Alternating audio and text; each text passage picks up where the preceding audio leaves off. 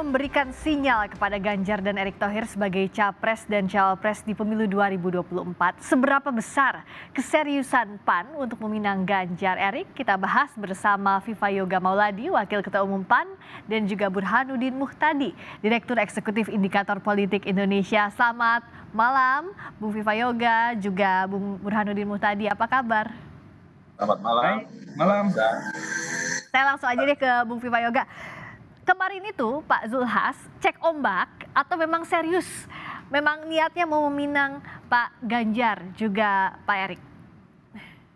Sesuai dengan hasil Rakernas PAN tahun 2020 telah ditegaskan bahwa Mas Ganjar Pranowo dan Mas Erick Thohir adalah salah satu figur yang dicalonkan oleh Partai Amanat Nasional untuk di Pilpres 2024. Yang pertama ya. Di samping juga Ketua Umum Bang Zulkifli Hasan. Yang kedua, karena ini tempatnya di Semarang, tentu kita mengundang kepala daerah, Gubernur Mas Ganjar Pranowo dan Mas Erick kita undang dalam rangka untuk memberikan materi di acara Rakornas pemenangan pemilu.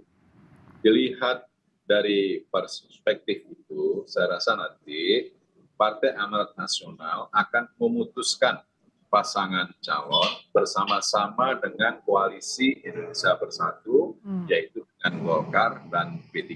Karena saat ini KIB solid telah memenuhi presidensial threshold 20% dan telah membuat platform koalisi dan program akselerasi transformasi ekonomi nasional.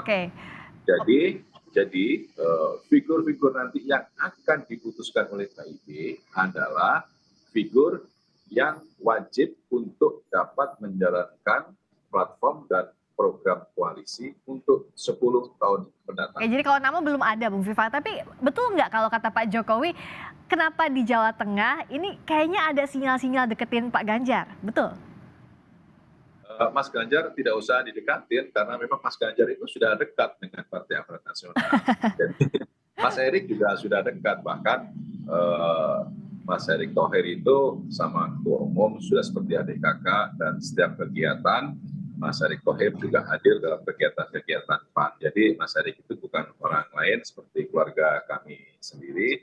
Jadi kalau misalnya komposisi Mas Ganjar dan Mas Erick nanti tergantung kepada keputusan Koalisi Indonesia Bersatu. Meskipun begitu Mbak, satu prinsip bagi Partai Amanat Nasional, karena Mas Ganjar Pranowo adalah kader PDI Perjuangan, Partai Amanat Nasional tetap menjaga fatsun politik, etika politik, untuk menghormati keputusan dari Partai Mas Ganjar. Jadi Partai Amanat Nasional tidak akan gegabah, tidak akan ngomong.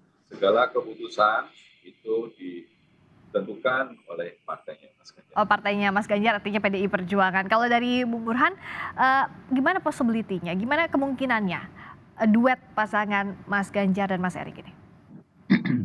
Sebelum mengomentari pertanyaan itu, Friska, saya catat munculnya sinyalemen Ganjar Erick yang disampaikan dalam Rakornas PAN di Semarang, itu pertama kali nama Ganjar dan Erick itu muncul oleh partai yang lolos PT. Sebelumnya sempat muncul oleh PSI, tapi kan PSI partai kecil ya, jadi tidak begitu menimbulkan kontroversi dan diskusi luas di publik. Nah ini kali pertama Ganjar muncul. Sebelumnya publik berbulan-bulan diramaikan oleh pencapresan Anies Baswedan.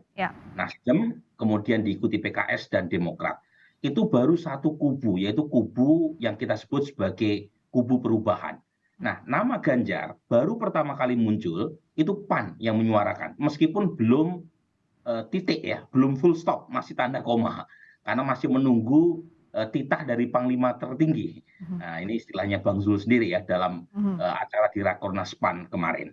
Nah, pertanyaannya adalah seberapa besar potensi Ganjar Pranowo akhirnya mendapatkan tiket. Nah, munculnya Ganjar sendiri itu mewakili kubu continuity atau keberlanjutan. Dan PAN bagian dari partai pemerintah. Jadi sebenarnya wajar memunculkan figur yang dianggap punya asosiasi dengan presiden sekarang, yaitu Presiden Jokowi. Nah, pertanyaannya seberapa besar potensi PAN serius untuk membawa nama Ganjar Pranowo sebagai capres ya bersama Erik sebagai pendampingnya. Nah, tentu sangat tergantung oleh KIB karena PAN kursinya tidak cukup, Friska, untuk bisa mengusung Ganjar Erik ya. Nah, tapi setidaknya PAN sudah mendapatkan insentif elektoral menurut saya dengan memunculkan Ganjar Pranowo. Pertama, Ganjar Pranowo adalah elektabilitasnya paling tinggi sebagai capres. Yang kedua, PAN pertama kali yang mengangkat nama Ganjar Pranowo. Dan mengangkatnya bukan hanya, meskipun masih sinyalemen, mengangkatnya di halaman rumahnya Ganjar Pranowo. Jadi tidak ada kebetulan dalam politik, Rakornas diadakan di Semarang, itu tentu punya maksud ya. Karena kalau misalnya diadakan di Semarang kan nggak ada alasan buat Ganjar Pranowo menolak. Selama ini kan berkali-kali Ganjar diundang oleh partai lain, ada alasan untuk menolak. Nah, ketika acara PAN diadakan di Semarang, tidak ada alasan buat Ganjar menolak. Bung Burhan izin, saya tanya, insentif elektoral ini masih berlakukah meskipun Ganjar ini adalah kadernya PDI Perjuangan? Tapi PDI Perjuangan belum memberikan sinyal sampai sekarang. Jadi sangat mungkin pendukung Ganjar yang menurut survei terakhir dari Kompas menempati peringkat pertama itu melirik partai yang memberi angin kepada Ganjar untuk dicalonkan. Apalagi ya kalau kita lihat hasil pemilu 2019, PAN ini kehilangan 8 kursi di Jawa Tengah. Dan basis pendukung Ganjar paling besar ada di Jawa Tengah. Jadi menurut saya wajar kalau kita punya semacam spekulasi insentif elektoral itu bisa didapatkan oleh PAN dengan mengusung nama Ganjar di Jawa Tengah dalam acara Rakornasnya. Oke, betulkah Bung Vivayoga tadi yang disampaikan Bung Burhan bahwa ini untuk menaikkan juga insentif elektoralnya PAN dari nama Ganjar yang dimunculkan pertama kali oleh PAN? Ya, soal intensif elektoral atau kutil efek itu antara fakta dan mitos itu bisa diperdebatkan, Pak Ska.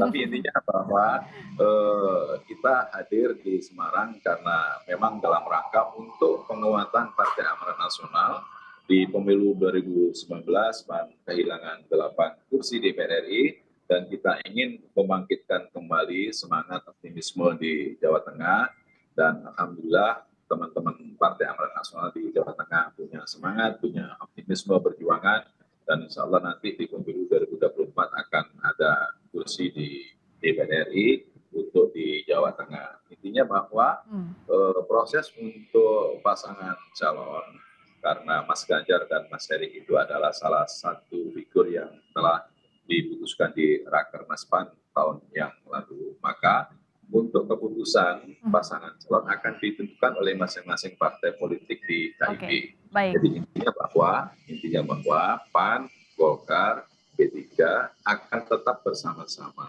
untuk mengusulkan pasangan calon atas nama KIB karena KIB adalah koalisi sehati, saling menguatkan, saling membesarkan dan akan diputuskan secara musyawarah, secara mufakat.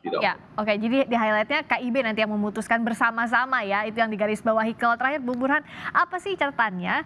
Kalaupun ini ya masih usulan dari PAN semata, tapi tidak hanya menguap, singkat saja silakan. Ya, pertama tentu ada dua hal yang perlu diperhatikan oleh PAN. Bagaimanapun Ganjar Pranowo punya brand atau merek partai lain. Jadi komunikasi di belakang layar berkaitan dengan pengusulan atau penyebutan nama Ganjar dengan PDI Perjuangan itu penting supaya tidak menimbulkan komplikasi. Yang kedua, menurut saya juga penting untuk dicatat oleh PAN. PAN ini kan kalau dilihat dari basis pendukungnya itu pilihan ke Anies masih cukup lumayan. Jadi harus pintar-pintar mendayung di antara dua pulau karang.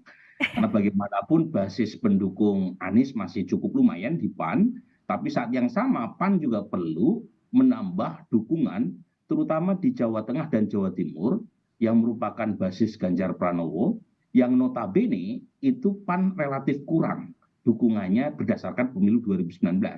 Jadi bagaimana mengawinkan dua dukungan tadi, satu dari basis pendukung Ganjar, dua dari basis pendukung Anies, dalam tarikan elektoral ke PAN itu menjadi satu PR yang patut untuk diselesaikan oleh PAN kalau ingin mendapatkan dukungan yang maksimal. Karena bagaimanapun gitu ya, dukungan dari Jawa Tengah dan Jawa Timur itu krusial, tetapi basis PAN yang masih melirik Anies Baswedan itu juga tidak boleh diabaikan. Jadi PR-nya mengayuh di dua pulau ini nampaknya masih cukup panjang untuk PAN. Tak lupa kalau panggung-panggung belakang layar inilah yang paling menentukan ya jelang 2024 nanti. Terima kasih atas waktunya sekali lagi Bung Vivayo Gamauladi, Wakil Ketua Umum PAN. Terima kasih Bung Burhanuddin Muhtadi, Direktur Eksekutif Indikator Politik Indonesia. Selamat malam.